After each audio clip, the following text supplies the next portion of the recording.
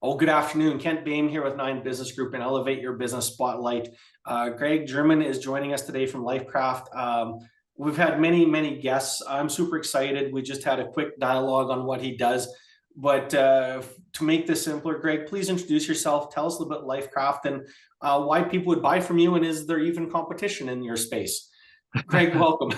Sure. Thanks, Ken. Yeah, grateful to be here. So, as you said, my name is Greg. I'm a clinical therapist and I'm the founder of Lifecraft.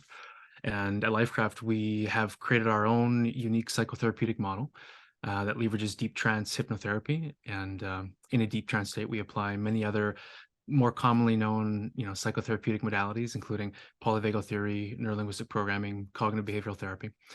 And the way that we combine these is not only gentle and very safe, but tremendously efficacious. And so Lifecraft therapy has been proven effective for many of the things that we in our modern Western world are bumping up against: depression, anxiety, addictions, anger, PTSD. And so we have a clinic here in Cochrane, and we also deliver our Lifecraft therapy through retreats, seminars, programs, courses, etc. Very cool. Yeah, How long have you been doing it, and what is the biggest challenge you've faced that you've overcome? How did you resolve it, and what does it look like today? sure. So I started my acute trauma training in 2003, and the answer to the question, how long have we been doing it, that's an interesting one, because the method that we have today is the result of an ongoing evolution. So it's kind of hard to say when we started doing things in the way that we've been doing them, but quite a long time, over 15 years. And Lifecraft was founded in 2015 in its current iteration, beginning of 2015. And what sets us apart? We over the years, as we've evolved Lifecraft therapy, we found ourselves further and further away from the standard Western psychotherapeutic model. And today we find ourselves certainly parallel to, but completely separate from that ideology and that approach to psychiatric care. And so um, foundationally, we approach mental health care differently. And so the differences are myriad between us and what you would typically get from a psychiatrist or talk therapy and from big pharma. What is the one thing you know now that you wish you would have known when you started this path, this journey, that maybe would have gotten you to where you are faster? Yeah, I think surrender.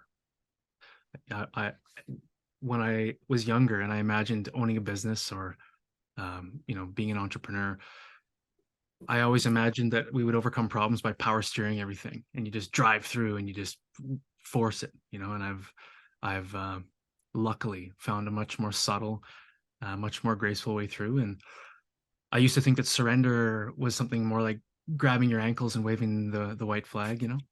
But I've come to understand surrender as non-resistance, right? Not wishing that things were any way other than they were. And I found that the grace and clarity that surrender brings, it allows you to really see what's happening. It allows you to see the opportunities the universe is presenting through the challenges that you face, and it allows you to manifest abundance and move through the challenges that we all face much more easily. And so I wish I would have started out doing more surrendering and having more faith and focusing more on how I can be in service than trying to win and push and overcome. Thank you for that. I'm in that camp too. Surrender is not a word that comes lightly to me, and it's not something I see other business leaders or thought leaders or people who've accomplished many things do. You don't see surrender; it's not visible. What we see is we see the results. So I think that's a conversation I would love to have offline with you, because A, it scares the dickens out of me, and B, but I think that there's a lot of truth to understanding that our results aren't directly tied to what we do physically. There's much more to the results we accomplish in life and how we help people. So thank you. Um, if there was a pirate, a thief in and around your business, maybe they hack into your system, maybe they walk into the front door of your business, what would they be stealing from you? Yeah, well, I think the most one of the most valuable assets we have is the intellectual property that encompasses our clinical methods, because they've been certainly very hard earned. Um, but the my all of our lawyers are bald because they've been pulling their hair out wondering why we don't want to protect these things more, and we're actually very open with our methodology. And I do train people to become lifecraft therapists, and there are no non-competes and there's no intellectual property whatsoever, and that's very much by intention. And it's just because we believe that these modalities that we've created, they are truly powerful, and there's something very unique about the way that they bring healing to the human being. And we can't help but believe that that belongs to everybody. And so if we had a power, that's probably what they'd go for, but they wouldn't get us very fired up over that, because we're pretty relaxed. We're pretty relaxed about that information. Yeah. That's very abundant of you. In all these years, has your definition of a successful business changed? And if so, what was it, and what does it look like today? Yeah, certainly has a ton. I was big on planning. I was big on 5-year goals and 10-year goals and KPIs and all the things. For a long time, I had all that stuff tracked and trended, and we've really, really pivoted away from that to a focus on being in purpose. I've come to believe that we as human beings are purposeful beings. I believe that we're all beautifully unique creatures with a unique collection of gifts and skills and interests, and a unique track of experience. And I think all these things intersect at purpose. And I believe that the most meaningful and fulfilling life available to us all is when we gain clarity on how we can serve through our gifts, and then we bravely choose to move love and energy through our gifts in service of the world. And I not only believe that that's the most meaningful and fulfilling life for us as human beings, I think it's the most abundant life for us too, because I think the way the universe is designed, when you are in service and purpose, you're contributing the most you can, both tangibly and energetically, to the universe. And so you're manifesting the most there. And I've proven that to myself, and our clients have proven that over and over and over. When you surrender to the fullest expression of your purpose, the fullest expression of who you are in service of the world, it's a win-win-win. There aren't very many win-win-wins in the universe, but this is one. You get to have the fullest human experience and the most abundant, safe, and powerful, impactful life available. So that's So what it is. I'm gonna thank you. I'm gonna show some ignorance here, so I'm gonna be vulnerable. Business guy, logic, math, understand KPIs, leading indicators. Yeah. How do you then? That's the way we traditionally measure success in business. Mhm. So, what do you measure? How do you track weekly, monthly, quarterly that you're accomplishing what you want? What is it that you could offer to the rest of the world? Say, it's not about ones and zeros. It's about, and here's what Greg measures in his business that fulfills him, and he understands that he's on the right path. What's your feedback loop? Yeah, that's a good question. So the first thing I'd say is that all of the leading indicators we would track, they would be input oriented. So what are we giving? How much are we giving? And you know, getting to where I'm at requires that you take a big step back and potentially change the why behind everything that you're doing. I'm somebody, like, I'll just tell you, Kent, at a young age, I was very wealthy. I had made a lot of money and I was miserable. And the pivot that I had in my life that I spoke about earlier was because I built my life into a massive, massive material train and drove it off the rails, trying to fill something in here. And so it took me years to clean up that mess, but the gift from that was a deep understanding that meaning and bringing value into the world are the it for me. That's the why. And so when I'm thinking about my lagging indicators, when I'm thinking about KPIs, and what those will translate into in terms of bottom line, I'm thinking in very subjective ways, which are hard to put into a spreadsheet, right? There's a lot of faith that's required in leaning into this system. You cannot predict with algorithms. You cannot run regressions on this data as easily. You have to reach a point where you're willing to do something meaningful today, not having full clarity on what that's going to bring you to in a year, but you're willing to do something meaningful and in service every day, knowing that the inherent value that brings you is worth it, and having faith that if you serve in the universe, then things will work out. And that's hard. I admit that is very hard to do.